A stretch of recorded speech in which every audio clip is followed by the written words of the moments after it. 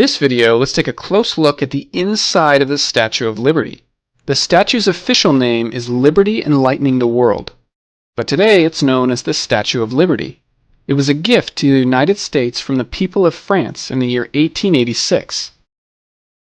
If we zoom in on Europe, right here is France. And across the ocean over here is the United States. The Statue of Liberty is right here on the East Coast. If we zoom in here, you can see the state of New York and the state of New Jersey. Right in between the two states is the Upper Bay, often called the New York Harbor. The Statue of Liberty is here on Liberty Island. And if we zoom out again, you can see Manhattan with all of its famous New York buildings. Here's Governor's Island, another popular tourist destination, and right here is Ellis Island, where many immigrants entered the United States from 1892 to 1954.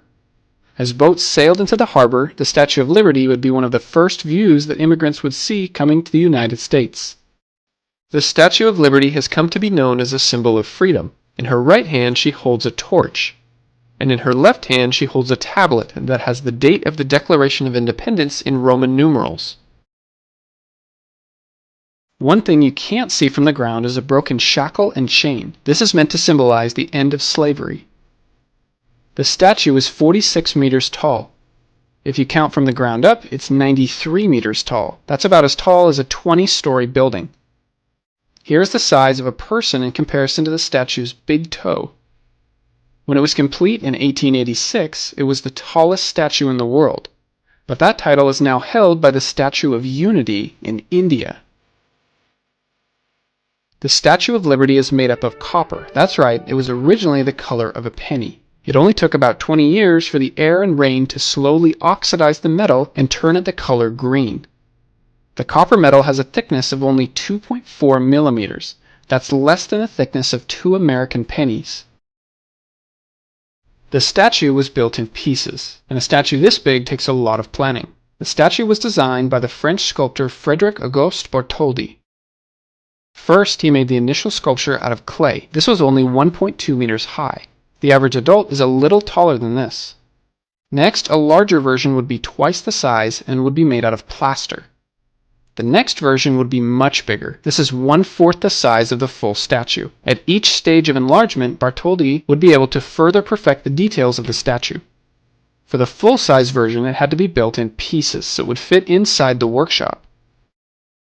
At one point, to raise money, the finished version of the statue's head was displayed in France, and the right arm and torch was displayed in the United States. Visitors could pay money to climb to the top of each of these. So how do we get from the plaster model of the statue to the finished copper version? Well, the final version was made out of sheets of copper. They used a method called repoussé. Here's how this works. They would take pieces of the full-size plaster model of the statue and build a wooden mold right up next to it. This would then be used to shape the pieces of copper. They would hammer them in place until they would fit the shape of the wooden mold. After that, the copper was supported on the inside with iron straps. Now we have a completed piece of the Statue of Liberty. By themselves, these pieces would never be able to hold their own weight. It needs a supporting structure, and this was designed by Gustave Eiffel. His name might sound familiar to you. Just a few years later, he would go on to help build the Eiffel Tower in Paris, France. The Statue of Liberty has an iron pylon at the very center. You can think of this as the spine to the Statue of Liberty. Then smaller support beams were built around this to support the copper pieces of the statue. The structure would allow the statue to sway in the wind by up to 12 centimeters at the very top. This was all first built in Paris, France, and it took almost 10 years to build.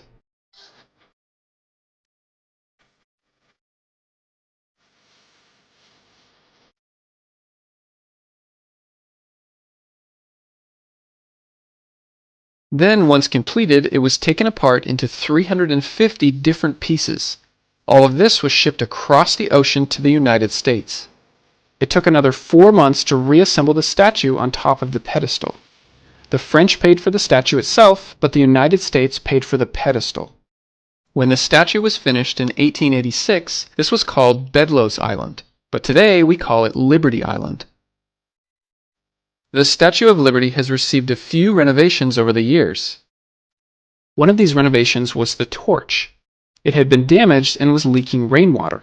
It was replaced in the 1980s. The original torch is still on display. I'll show you where later in the video. To get to Liberty Island, you have to take the ferry, unless you're a really good swimmer, but I don't recommend that. A ferry leaves from two places: Liberty State Park in New Jersey and the Battery on the southern tip of Manhattan. It takes about 15 minutes to get to Liberty Island. The island has a land area of just under 15 acres. This is Flagpole Plaza, the Information Center, Cafe and Bookstore, and the Gift Shop. This is the Statue of Liberty Museum.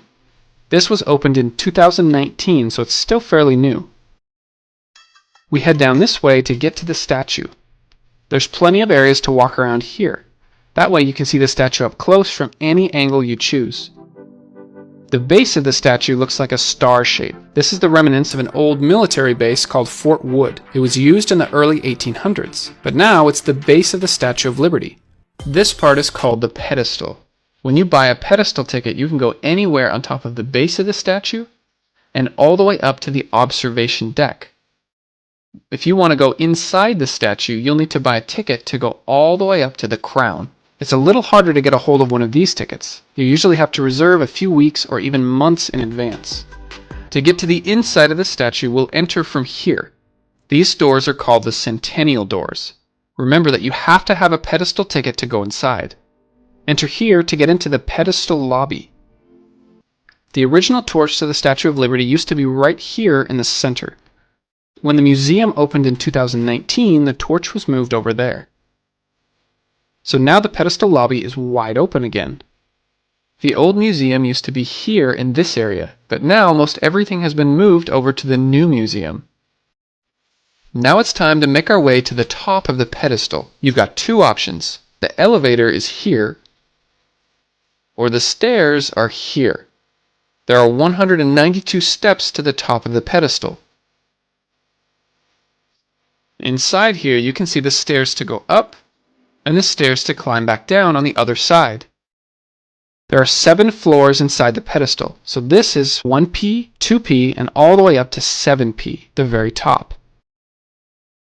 At level 3P, you can go outside and view the surrounding areas, and at level 6P is the official observation deck. You can go outside either here or here. Once outside, you'll get a good 360-degree view of anywhere in the harbor. If you have a ticket to go up to the crown, then head up to level 7P. This is where you start your climb up to the top of the statue. This is called the double helix stairway. One way up, and the other way to come back down. These stairs fit right in the middle of the support structure. There's not a lot of room on here, and I hope you're not afraid of heights. If you get tired, there are a few resting places. And just in case, there's also an emergency elevator inside of the statue, not for regular public use. It carries only 3 people and can stop at a few of the platforms along the spiral stairway. During your climb, you'll be able to see the metal framework that holds up the statue. You can even see the individual ripples of the statue's dress. And finally, we reach the top of the spiral stairs. This area is called the crown. Only a limited number of people can be up here at once. It's a great place to look out of the windows onto the harbor. There's a total of 25 windows on the crown. On the inside, you can even see the individual patterns of the statue's hair. On the back, you'll also notice some lights that will be turned on at night. Once you are finished up here, you can start making your way down the other side of the double helix stairway. A lot of people ask about the torch. In 1916, there was an explosion in New York Harbor that damaged the statue. Since then, they've never reopened the torch for public access. However, maintenance workers still have to occasionally climb the torch. Right at the statue's neck, you can see the gate that gives access to the arm. Once through here, there's a long ladder up the arm. It's not the easiest climb. Then onto another ladder, And at the very top, there's a tiny door that opens up to the fresh air outside.